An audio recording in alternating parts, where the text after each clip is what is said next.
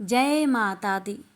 प्यारे भक्तों, आज गुप्त नवरात्रि के छठे दिन आप सभी श्रवण करेंगे 10 महाविद्या की छठा स्वरूप त्रिपुर भैरवी की पावन कथा। छियमान विश्व के अधिष्ठान दक्षिणामूर्ति काल भैरव है। उनकी शक्ति ही त्रिपुर भैरवी है। ये ललिता या महात्रिपुर सुंदरी की रथवाहिनी है। ब्रह्मांड पुराण में इन्हें गुप्त योगिनियों की आदि शास्त्रीय देवी के रूप में चित्रित किया गया है। मत्स्य पुराण में इनके त्रिपुर भैरवी, कोलेश भैरवी, रुद्र भैरवी, चैतन्य भैरवी तथा नित्या भैरवी आदि रूपों का वर्णन प्राप्त होता है। इंद्रियों पर विजय और सर्वत्र उत्सर्ग की प्राप्ति हेतु त्रिपुर भैरवी की उपासना का वर्णन शास्त्रों में मिलता है। महाविद्याओं में इनका छठा स्थान है। त्रिपुर भैरवी का मुख्य उपयोग घोर कर्म में होता है। इनके ध्यान का उल्लेख दुर्गा सप्तशती के 3 अध्याय में महिषासुर वध के प्रसंग में हुआ है। इनका रंग लाल है। ये लाल वस्त्र पहनती है, गले में मुंडमाला धारण करती है और स्तन पर रक्त चंदन का लेप करती है। ये अपने हाथों में जपमाला, पुस्तक तथा वर और अभय मुद्रा धारण करती है। ये कमला आसन पर विराजमान है। भगवती त्रिपुर भैरवी ने ही मधुपान करके महिषा का हृदय वेदन किया था। रुद्र, यामल एवं भैरवी कुल सर्वस्व में इनकी उपासना तथा कवच का उल्लेख मिलता है। संकटों से मुक्ति के लिए भी इनकी उपासना करने का विधान है। घोर कर्म के लिए काल की विशेष अवस्था जनिक मानों को शांत कर देने वाली शक्ति को ही त्रिपुर भैरवी कहा जाता है।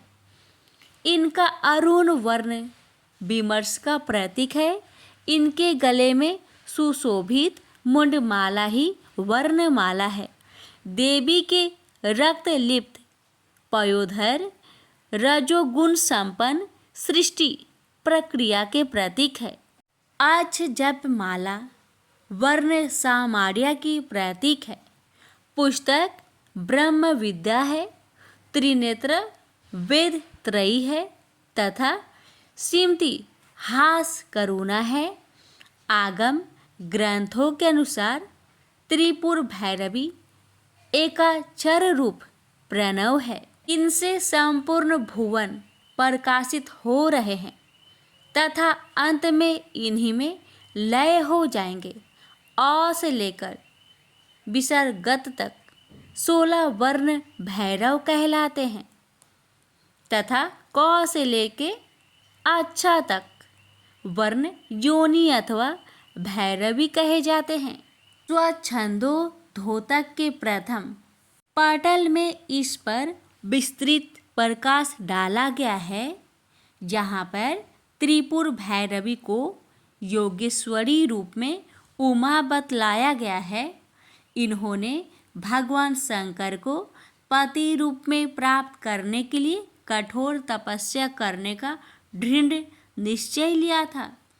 बड़े बड़े ऋषि मुनि भी इनकी तपस्या को देखकर तंग रह गए। इससे सिद्ध होता है कि भगवान शंकर की उपासना में निरत उमा का दृढ़ निश्चयी स्वरूप ही त्रिपुर भैरवी का परिचायक है। त्रिपुर भैरवी की स्तुति में कहा गया है कि भैरवी सूक्ष्म वाक तथा जगत के मूल कारण की आदि शास्त्री है।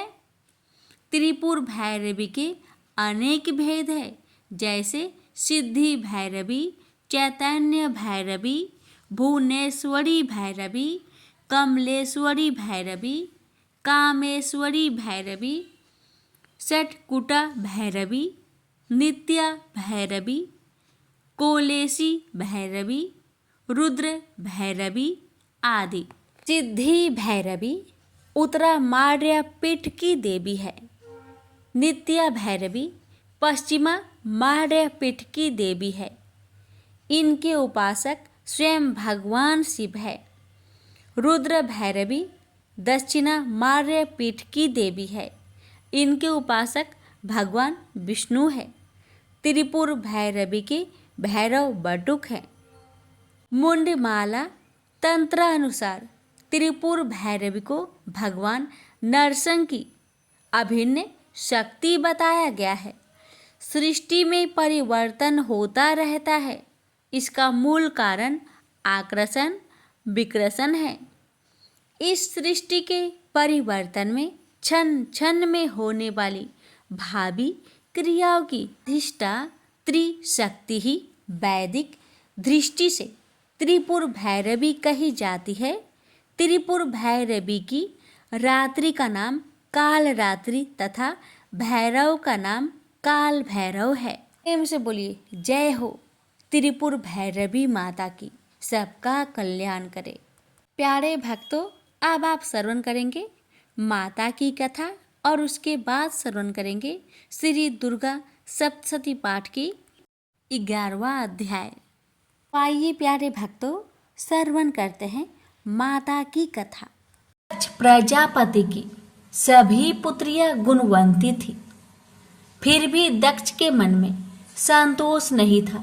वे चाहते थे उनके घर में एक ऐसी पुत्री का जन्म हो जो सर्वशक्ति संपन्न हो एवं सर्व विजयिनी हो। अतः दक्ष एक ऐसी ही पुत्री के लिए तप करने लगा। तप करते करते अधिक दिन बीत गए तो भगवती आद्य ने प्रकट होकर कहा, मैं तुम्हारे तप से प्रसन्न हूँ। तुम किस कारण तप कर रहे हो? दक्ष ने तप करने का कारण बताया तो माँ बोली, मैं स्वयं पुत्री के रूप में तुम्हारे यहाँ जन्म धारण करूंगी। मेरा नाम सती होगा। मैं सती के रूप में जन्म लेकर अपनी लीलाओं का विस्तार करूंगी। फलतः भगवती आद्य ने सती रूप में दक्ष के यहाँ जन्म लिया। सती दक्ष की सभी पुत्रियों में सबसे अलौकिक थी। सती ने बाल्यावस्था में ही कई ऐसे अलौकिक आश्चर्यचकित करने वाले कार्य कर दिखाए थे जिन्हें देखकर स्वयं दक्ष को भी विस्मय होता था। जब सती विवाह योग हो गई तो दक्ष को उनके लिए वर की चिंता होने लगी। उन्होंने ब्रह्मा जी से इस विषय में परामर्श किया। ब्रह्मा जी ने कहा, सती आद्य के अवतार है।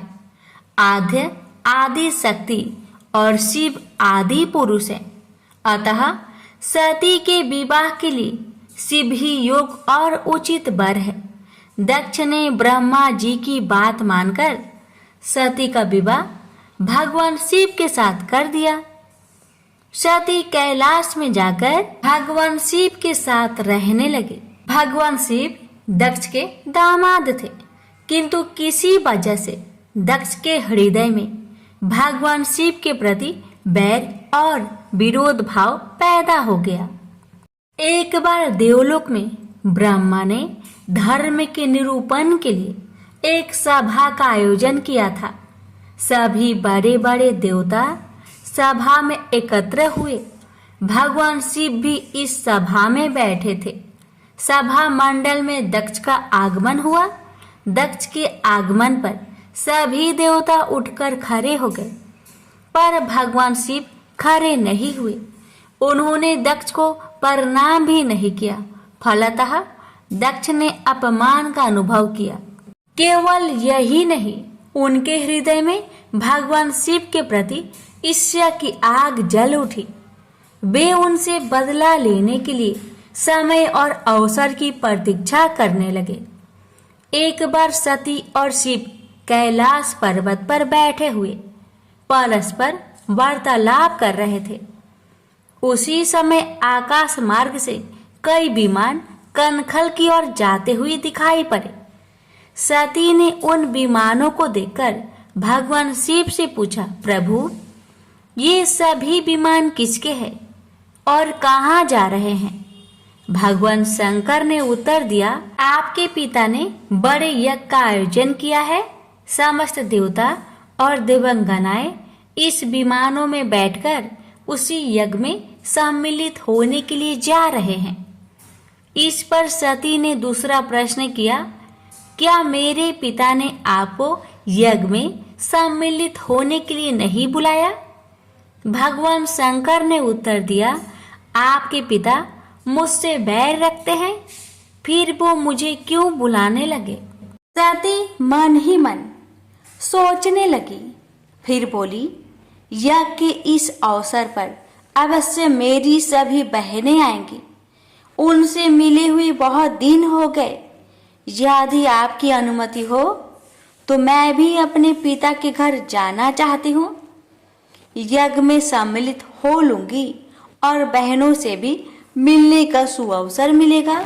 भगवान शिव ने उत्तर दिया, इस समय वहां जाना उचित नहीं होगा। आपके पिता मुझसे बैर रखते हैं। हो सकता है वे आपका भी अपमान करे। बिना बुलाए किसी के घर जाना उचित नहीं होता है। इस पर सती ने प्रश्न किया, ऐसा क्यों? भगवान शिव ने उत्तर दिया, विवाहित लड़की को बिना बुलाए पिता के घर नहीं जाना चाहिए, क्योंकि विवाह हो जाने पर लड़की अपने पति की हो जाती है।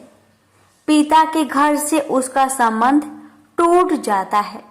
लेकिन सती पीहर जाने के लिए हठ करती रही, अपनी बात बार बार दोहराती रही। उनकी इच्छा देखकर भगवान शिव ने पीहर जाने की अनुमति दे दी। उनके साथ अपना एक गण भी साथ में भेज दिया। उस गण का नाम वीरभद्र था। सती वीरभद्र के साथ अपने पिता के घर गई। घर में सती से किसी ने भी प्रेम पूर्वक वार्तालाप नहीं किया। दक्ष ने उन्हें देखकर कहा, तुम क्या यहाँ मेरे अपमान कराने आई हो?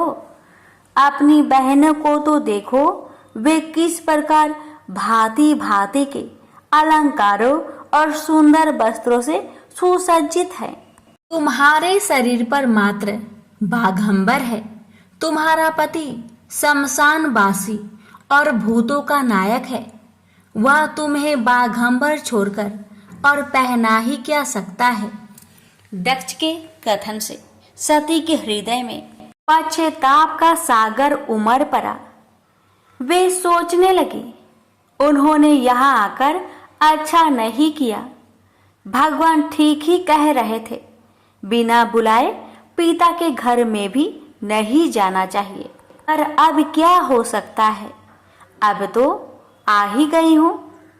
पिता के कटु और अपमानजनक शब्द सुनकर भी सती मौन रही। वे उस यज्ञ मंडल में गई जहाँ सभी देवता और ऋषि मुनि बैठे थे तथा यज्ञ कुंड में धू धू करती जलती हुई अग्नि में आहुतियां डाली जा रही थी। सती ने यज्ञ मंडप में सभी देवताओं के तो भाग देखे, किंतु भगवान शिव का भाग नहीं देखा। वे भगवान शिव का भाग ना देखकर अपने पिता से बोली, पिता श्रेष्ठ, यज्ञ में तो सबके भाग दिखाई पड़ रहे हैं, किंतु कैलाशपति का भाग नहीं है। आपने उनका भाग क्यों नहीं रखा? दक्ष ने गर्व से उत्तर दिया, मैं तुम्हारे पति शिव को देवता नहीं समझता। वह तो भूतों का स्वामी, नग्न रहने वाला और हड्डियों की माला धारण करने वाला है। वह देवताओं की पंक्ति में बैठने योग्य नहीं है। उसे कौन भाग देगा? सती के नेत्र लाल हो उठे। उनका मुखमंडल प्रलय की सूर्य की भांति तेजोदीप्त हो उठा। उन्होंने पीड़ा से तिल मिलाते हुए कहा, ओ, मैं इन शब्दों को कैसे सुन रही हूँ? मुझे धिक्कार है। देवताओं, तुम्हें भी धिक्कार है। तुम भी उन कैलाशपति के लिए इन शब्दों को कैसे सुन रहे हो, जो मंगल के प्रतीक है और जो क्षण मात्र में संपूर्ण सृष्टि को नष्ट करने की शक्ति रखते हैं। वे मेरे स्वामी हैं। नारी के लिए उसका पति ही स्वर्ग होता है। जो नारी अपने पति के लिए अपमानजनक शब्द को सुनती है, उसे नरक में जाना पड़ता है। पृथ्वी सुनो, आकाश सुनो और देवताओं तुम भी सुनो। मेरे पिता ने मेरे स्वामी का अपमान किया है। मैं अब एक क्षण भी जीवित रहना नहीं चाहती। सती अपने कथन को समाप्त करती हुई यज्ञ के कुंड में कूद पड़ी। जलती हुई आहुतियों के साथ उनका शरीर भी जलने लगा। यज्ञ मंडप में खलबली पैदा हो गई। हाहाकार मच गया। देवता उठकर खड़े हो गए। वीरभद्र क्रोध से कांप उठे। वे उछल उछल कर यज्ञ का विध्वंस करने लगे। यज्ञ मंडप में भगदड़ मच गई। देवता और ऋषि मुनि भाग खड़े हुए। वीरभद्र ने देखते ही देखते दक्ष का मस्तक काट कर फेंक दिया। समाचार भगवान शिव के कानों में भी पड़ा। वे प्रचंड आंधी की भांति कनखल जा पहुंचे। सती के जले हुए शरीर को देखकर भगवान शिव ने अपने आप को भूल गए। सती के प्रेम और उनकी भक्ति ने शंकर के मन को व्याकुल कर दिया। उन शंकर के मन को व्याकुल कर दिया जिन्होंने काम पर भी विजय प्राप्त की थी और जो सारी सृष्टि को नष्ट करने की क्षमता रखते थे। वे सती के प्रेम में खो गए, बेसुध हो गए। भगवान शिव ने उन्मत्त की भांति सती के जले हुए शरीर को कंधे पर रख लिया। वे सभी दिशाओं में भ्रमण करने लगे। शिव और सती के इस अलौकिक प्रेम को देखकर पृथ्वी रुक गई, हवा रुक गई, जल का प्रवाह ठहर गया और रुक गई। देवताओं की सांसें, सृष्टि व्याकुल हो उठी। सृष्टि के प्राणी पुकारने लगे, त्राहि माम, त्राहि माम। भयंकर संकट उपस्थित देखकर सृष्टि के पालक भगवान विष्णु आगे बढ़े। वे भगवान शिव की बेसुधी में अपने चक्र से सती के एक एक अंग को काट काट कर गिराने लगे। धरती पर 51 स्थानों में सती के अंग कट कट कर गिरे। जब सती के सारे अंग कट कर गिर गए तो भगवान शिव पुनः अपने आप में आए। जब वे अपने आप में आए तो पुनः सृष्टि के सारे कार्य चलने लगे। धरती पर जिन 51 स्थानों में सती के अंग कट कट कर गिरे थे, वे ही स्थान आज शक्तिपीठ माने जाते हैं। आज भी उन स्थानों में सती का पूजन होता है, उपासना होती है। धन्य था शिव और सती का प्रेम। शिव और सती के प्रेम में उन्हें अमर और वंदनीय बना दिया। प्रेम से बोलिए सती मैया की जय। सुनेंगे माँ पार्वती के रूप में जन्म की कथा। बाद में सती की विरह में शंकर जी दयनीय दशा हो गई। वे हर पल सती का ही ध्यान करते रहते और उन्हीं ही चर्चा में व्यस्त रहते। उधर सती ने भी शरीर का त्याग करते समय संकल्प किया था कि मैं राजा हिमालय के यहाँ जन्म लेकर शंकर जी की अर्धांगिनी बनूं। अब जगदम्बा का संकल्प व्यर्थ होने से तो रहा। वे उचित समय पर राजा हिमालय की पत्नी मेनका के गर्भ में प्रविष्ट होकर उनकी कोख में से प्रकट हुई। पर्वतराज की पुत्री होने के कारण वे पार्वती कहलाई। जब पार्वती बड़ी होकर सयानी हुई तो उनके माता पिता को अच्छा वर तलाश करने की चिंता सताने लगी।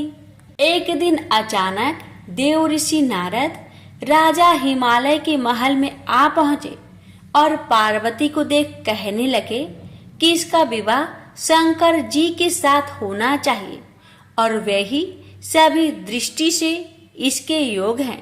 पार्वती के माता पिता के आनंद का यह जानकर ठिकाना ना रहा कि साक्षात जगत माता सती ही उनके यहाँ प्रकट हुई है।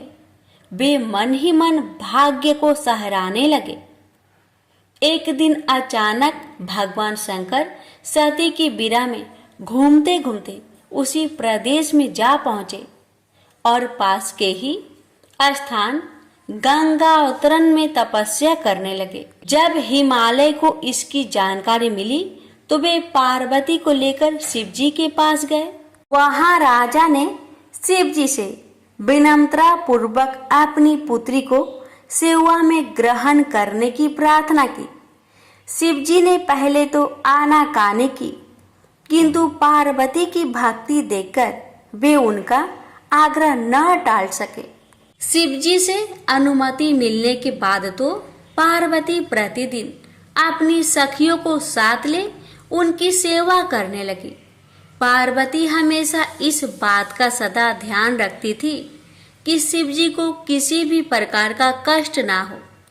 वे हमेशा उनके चरण धोकर चरणोदक ग्रहण करती और षोडशोपचार से पूजा करती। इसी तरह पार्वती को भगवान शंकर की सेवा करते दीर्घ समय व्यतीत हो गया, किंतु पार्वती जैसी सुंदर बला से इस प्रकार एकांत में सेवा लेते रहने पर भी शंकर के मन में कभी विकार नहीं हुआ। वे सदा अपनी समाधि में ही निश्चल रहते। उधर देवताओं को तारक नाम का असुर बड़ा त्रास देने लगा।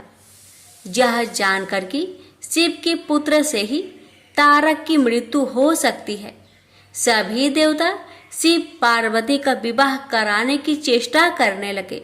उन्होंने शिव को पार्वती के प्रति अनुरक्त करने के लिए कामदेव को उनके पास भेजा, किंतु पुष्पा युद्ध का पुष्पा बाण भी शंकर के मन को विक्षुब्ध न कर सका। उल्टा कामदेव उनकी क्रोध अग्नि से भस्म हो गए। इसके बाद शंकर भी वहां अधिक रहना अपनी तपस्याचार के लिए अंतराय रूप समझ कैलाश की ओर चल दिए। पार्वती को शंकर की सेवा से वंचित होने का बड़ा दुख हुआ, किंतु उन्होंने निराश ना होकर आपकी बार तप द्वारा शंकर को संतुष्ट करने की मन में ठानी। उनकी माता ने उन्हें सुकुमार एवं तप के आयोग समझकर बहुत माना किया, इसलिए उनका उमा नाम प्रसिद्ध हुआ, किंतु पार्वती पर इसका असर ना हुआ। अपने संकल्प से वे तनिक भी विचलित नहीं हुई। वे भी घर से निकल उसी शिखर पर तपस्या करने लगी जहां शिव जी ने तपस्या की थी। तभी से लोग उस शिखर को गौड़ी शिखर कहने लगे। वहां उन्होंने पहले वर्ष फलहार से जीवन व्यतीत किया। दूसरे वर्ष वे पर्ण वृक्षों के पत्ते खाकर रहने लगी और फिर तो उन्होंने पर्ण का भी त्याग कर दिया और इसलिए वे अपर्णा कहलाई। इस प्रकार पार्वती ने 3000 वर्ष तक तपस्या की। उनकी कठोर तपस्या को देख ऋषि मुनि भी दंग रह गए। अंत में भगवान आशुतोष का आसन हिला।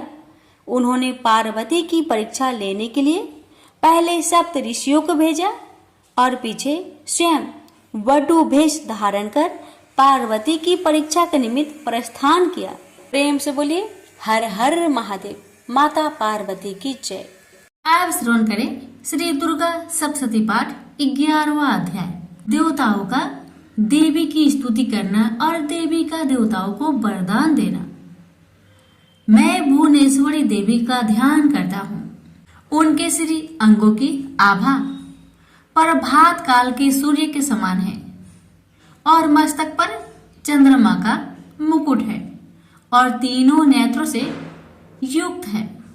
उनके मुख पर मुस्कान की छटा छाई रहती है और हाथों में वरद, अंकुश, पास एवं अभय मुद्रा शोभा पाते हैं। महर्षि मेधा कहते हैं, असुरों के मारे जाने पर इंद्र आदि देवता अग्नि को आगे करके कात्यायनी देवी की स्तुति करने लगे।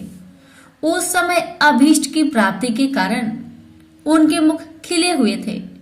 देवताओं ने कहा, हे शरणागतों के दुख को दूर करने वाली देवी, तुम प्रसन्न हो। हे संपूर्ण जगत की माता, तुम प्रसन्न हो। विंध्येश्वरी, आप विश्व की रक्षा करो, क्योंकि तुम इस जड़ और अजर की ईश्वरी हो। हे देवी, तुम ही संपूर्ण जगत की आधार रूप हो, क्योंकि तुम पृथ्वी रूप में भी स्थित हो और अत्यंत पराक्रम वाली दुर्गा देवी हो। तुम विष्णु की शक्ति हो और विश्व की बीज पर माया हो, और तुमने ही इस संपूर्ण जगत को मोहित कर रखा है। तुम्हारे प्रसन्न होने पर ही यह पृथ्वी मोक्ष को प्राप्त होती है। हे देवी, संपूर्ण विद्याएं तुम्हारे ही अलग अलग स्वरूप है। इस जगत में जितनी भी स्त्रियां हैं, वह सब तुम्हारी ही मूर्तियां हैं। हे देवी, एकमात्र तुमने ही इस जगत को व्याप्त कर रखा है। तुम्हारी स्तुति किस प्रकार हो सकती है, क्योंकि तुम परम बुद्धि रूप हो और संपूर्ण प्राणी रूप स्वर्ग और मुक्ति देने वाली हो। अतः इसी रूप में तुम्हारी स्तुति की गई है। तुम्हारी स्तुति के लिए इससे बढ़कर और क्या युक्तियां हो सकती है।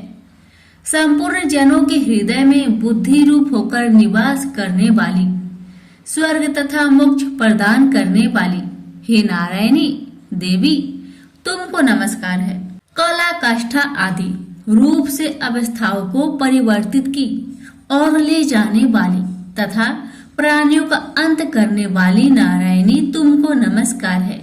हे नारायणी, संपूर्ण मंगलों के मंगल रूप वाली, हे शिवे, हे संपूर्ण प्रयोजनों को सिद्ध करने वाली, हे शरणगत वत्सला, 3 नेत्रों वाली गौरी, तुमको नमस्कार है।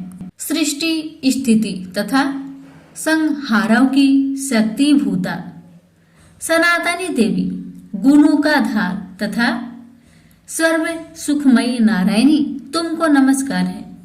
हे शरण में आए हुए शरणागतों की, दीन दुखियों की रक्षा में तत्पर रहने वाली, संपूर्ण पीड़ाओं को हरने वाली, हे नारायणी, तुमको नमस्कार है।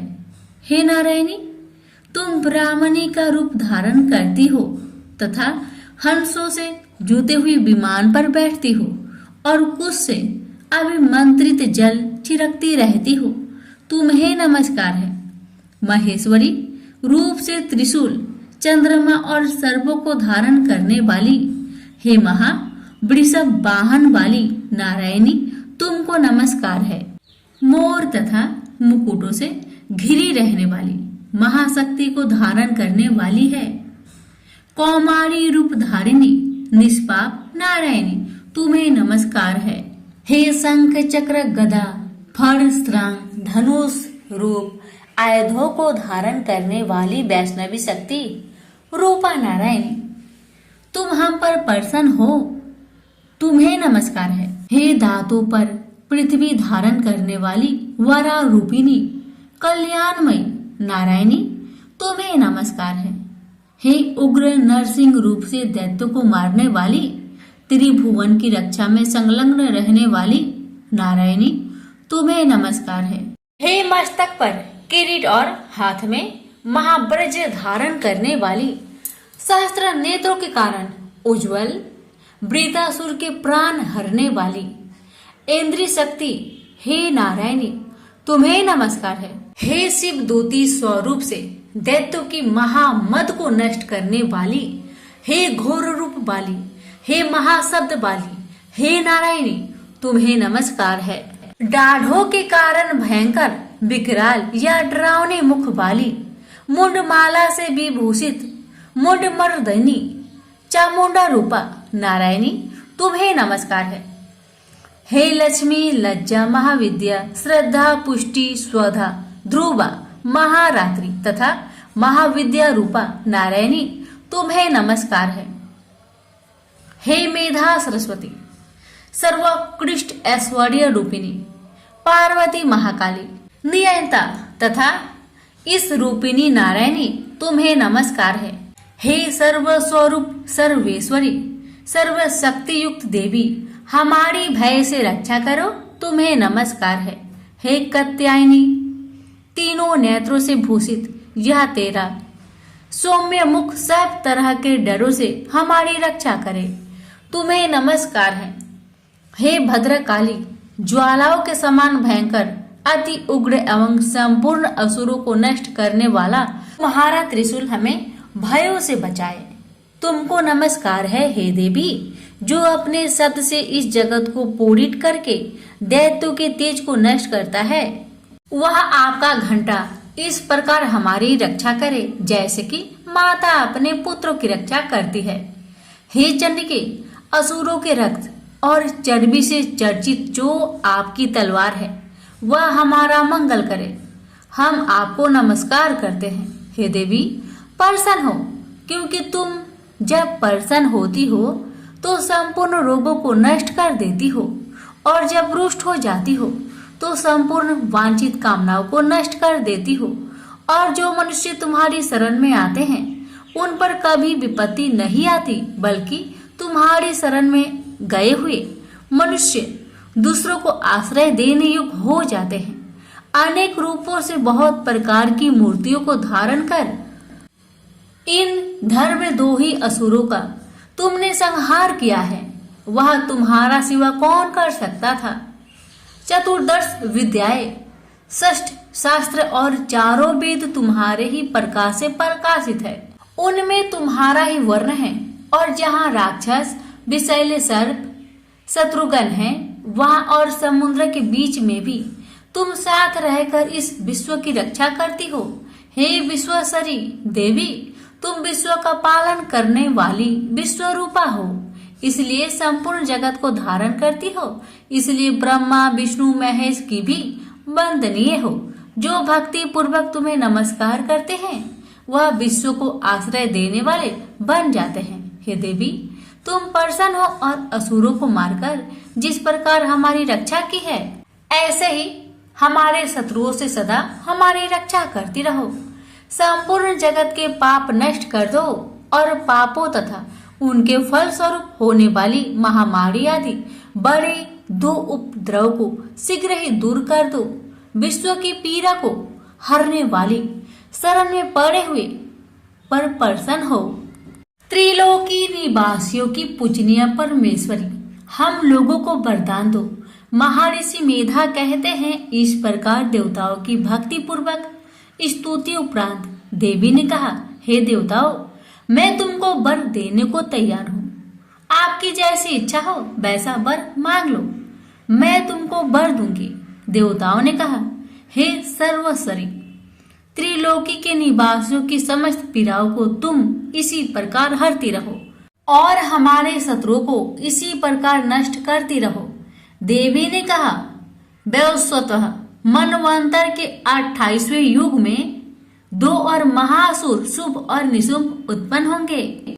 उस समय में नंद गोप के घर में यशोदा के गर्भ से उत्पन्न होकर विंध्याचल पर्वत पर शुभ और निशुभ का संहार करूंगी और फिर अत्यंत भयंकर रूप से पृथ्वी पर अवतीर्ण होकर मैं वैपरिचित नामक दानों का नाश करूंगी। उन भयंकर महाअसुरों को भक्षण करते समय मेरे दांत अनार पुष्प के समान लाल होंगे। इसके पश्चात स्वर्ग में देवता और पृथ्वी पर मनुष्य मेरी स्तुति करते हुए मुझे रक्त दंतिका कहेंगे। फिर जब 100 वर्ष तक वर्षा न होगी तो मैं ऋषियों की स्तुति करने पर अयोनिज नाम से प्रकट होंगी और अपने 100 नेत्रों से ऋषियों की ओर देखूंगी। अतः मनुष्य सक्ताची नाम से मेरा कीर्तन करेंगे। उसी समय मैं अपने शरीर से उत्पन्न हुए प्राणों की रक्षा करने वाले शाकों द्वारा सब प्राणियों का पालन करूंगी और तब इस पृथ्वी पर शाकंभरी के नाम से विख्यात होंगी और इसी अवतार में मैं दुर्गा नामक महाअसुर का वध करूंगी और इससे मैं दुर्गा देवी के नाम से परिचित होंगी। इसके पश्चात जब मैं भयानक रूप धारण करके हिमालय निवासी ऋषियों महर्षियों की रक्षा करूंगी तब भीमा देवी के नाम से मेरी ख्याति होगी और जब फिर अरुण नामक असुर तीनों लोगों को पीड़ित करेगा, तब मैं असंख्य भ्रमरों का रूप धारण कर उस महादैत्य का वध करूंगी। तब स्वर्ग में देवता और मृत्यु लोक में मनुष्य मेरी स्तुति करते हुए मुझे ब्राह्मणी नाम से पुकारेंगे। इस प्रकार जब जब पृथ्वी राक्षसों से पीड़ित होगी, तब तब मैं अवतरित होकर शत्रुओं का नाश करूंगी। से बोलिए दुर्गा माता की जय।